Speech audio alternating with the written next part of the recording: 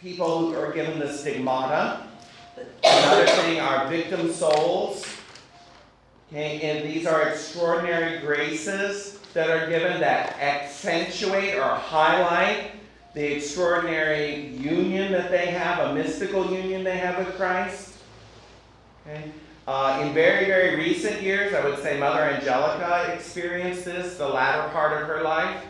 Her last 3 days on earth, she experienced a Good Friday of extreme pain, we were told by the sisters.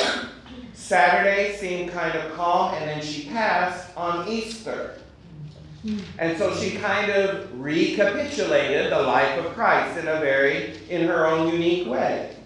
She may not have been bleeding from her head and her hands, but that doesn't mean she was any more or less connected to Christ. Does that make sense? Mm-hmm. Nor does it mean that anyone that doesn't experience that is not connected to Christ. You see that? Because we're all unique. We will all go through our own unique conformity to Jesus. And that's what makes the church so great, is that not everyone is a St. Thomas Aquinas. Not everyone is a little flower.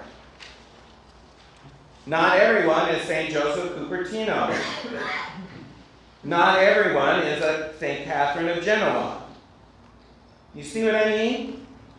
They all experience their conformity to Christ in their own unique way, with their own unique personalities. But they were all very different.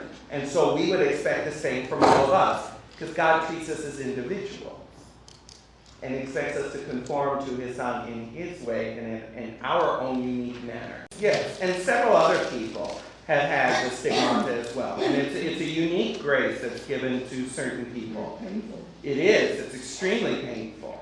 It's not something that they glory in. It's something, if you've ever seen videos of Padre Pio, when he's like walking to Mass, he has to be like helped because of the holes that are in his feet.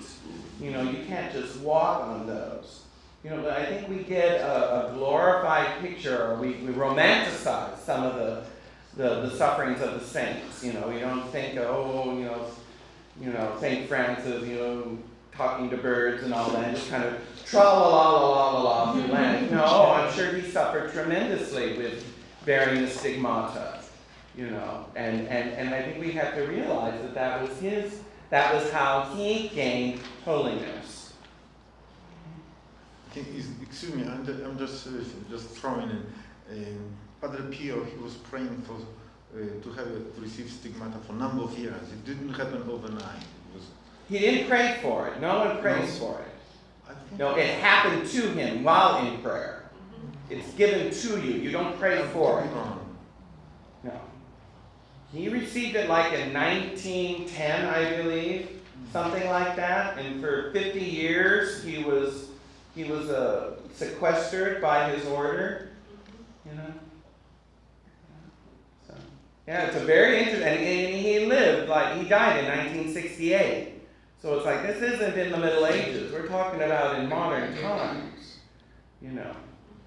So that's why I admire him so much. The only priest in all of church history to bear the stigmata, by the way. The only priest.